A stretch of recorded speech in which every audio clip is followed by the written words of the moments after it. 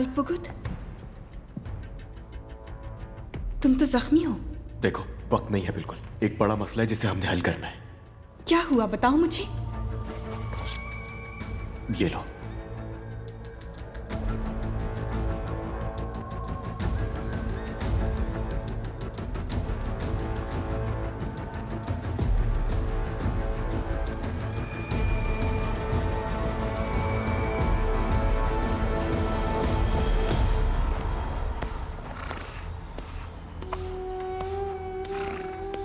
खैरियत तो है अरबाज खान?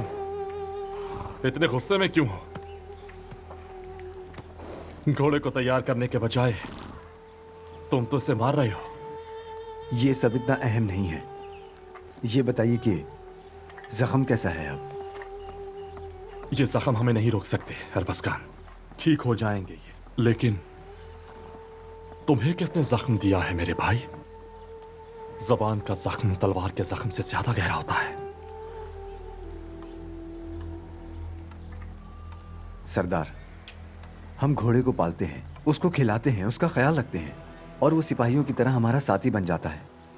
हम बगैर किसी हिचकिचाहट के उस पर भरोसा करते हैं।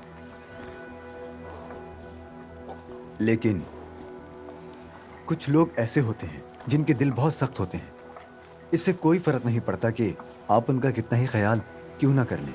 यहाँ तक कि वो जिस बाप के घर में परवरिश पाते हैं वो भी उन पर कभी इन्हिसार नहीं कर सकता। किसकी बात कर रहे हो तुम? किसने तुम्हें इस कदर परेशान किया? क्या हमारे पैरोकारों में से किसी से खतारी की बू आ रही है तुम्हें? मैं किसी खास की बात नहीं कर रहा। बस हमें बहुत मोहतात रहना होगा। इंतखाब करने में जिन सिपाहियों पर हम भरोसा करेंगे, जिनके साथ हम दुश्मन पर हमला करेंगे, तो वो हमारी पीठ पर वार या फिर हमारे रास्ते का जाल कभी भी नहीं बुनेंगे। तुम ही हो जिस पर मैं बगैर शक व शुबा के भरोसा कर सकता हूं अरबाज खान। और मैं यनाल सरदार का भी बहुत एहसानमंद हूं।